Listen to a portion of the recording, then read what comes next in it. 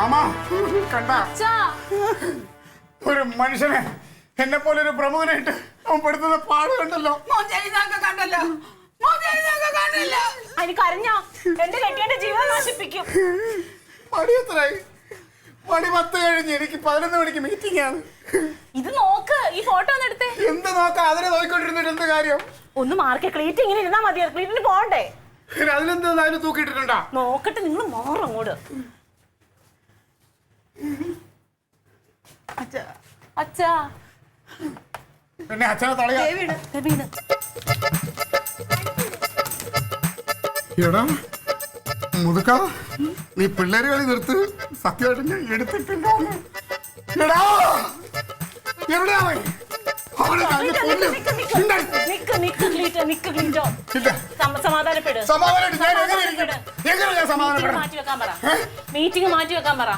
കേന്ദ്രത്തിൽ നിന്നൊക്കെ ആള് വന്ന് ഡൽഹിയിൽ വന്നവരെ മീറ്റിംഗ് മാറ്റി വെക്കാൻ പറഞ്ഞ അവരെ ചെലവ് മുഴുവൻ ഞാൻ അതെങ്ങനെ? ഞാൻ രാവിലെ വിളിച്ച് പറഞ്ഞു ഞാൻ ഇപ്പൊ എത്തുന്നു.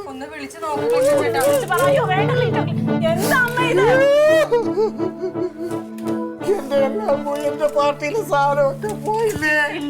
നശിപ്പിച്ചേ ഈ ദ്രോഹി. അമ്മ അമ്മക്ക് ഫോണില്ലാന്ന് കൂട്ടിക്കോ.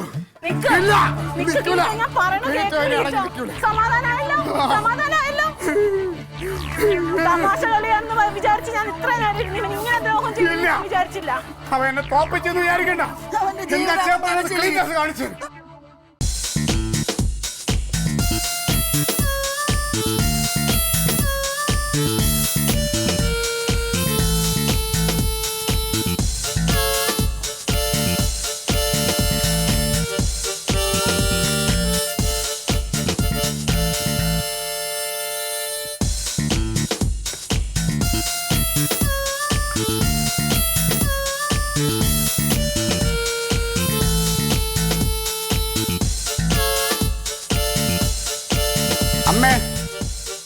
അമ്മേ വിളിക്കും. ഇങ്ങോട്ട് വന്നേ.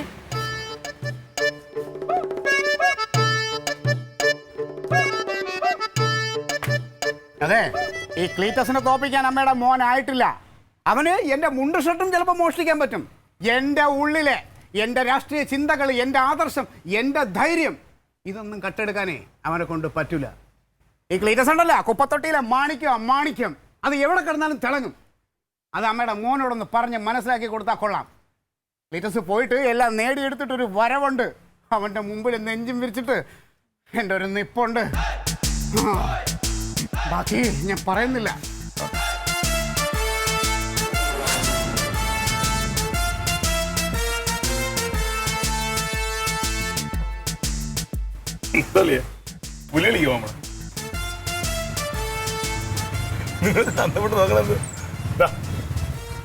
ഇതെന്തോന്ന്?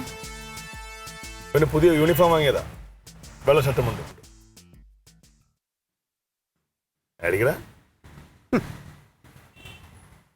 ഇതെന്താന്ന് മനസ്സിലായോ? അവന് എന്നോട് ചെയ്തത് തെറ്റാണെന്ന് തോന്നിയാലുള്ള കുറ്റബോധമാണ്. കുറ്റബോധം. നീ സമ്മതിച്ചല്ലോ. ഇനി എനിക്ക് പരാതിയില്ല, പരിഭവമില്ല, ഒരു വിഷമവും ഇല്ല. വിഷമൊന്നുമില്ലല്ലോ. അപ്പോൾ ഈ പുതിയ ഷർട്ട് മുണ്ട് ഇട്ടുണ്ടോ? പിന്നെ 2018 അളിയൻ ചെയ്ത കറകളെല്ലാം ആ മുണ്ടിന്റെ ഷർട്ടിൻ്റെ കൂടെ അങ്ങ് പോയിട്ടുണ്ട്. ഇത് പുതിയ വെള്ള മുണ്ടും ഷർട്ടുമാണ്. സമാധാനത്തിന്റെ പ്രതീകമാണ്. അളിയൻ ഒരു പുതിയ മനുഷ്യനായിട്ട്, പുതിയ ആളായിട്ട് 2019 കറ പുരളാത്തൊരു രാഷ്ട്രീയക്കാരനായിട്ട് എൻ്റെ അളിയൻ വരണം. പോയിട്ട് ഒരു കാര്യം എന്നെ ബോധ്യപ്പെടുത്തേണ്ട കാര്യമൊന്നുമില്ല, എന്തായാലും പറയാം. എൻ്റെ അമ്മ സത്യമായിട്ട് ഞാനല്ല അളിയൻ്റെ മുണ്ട് ഷർട്ട് എടുത്തത്.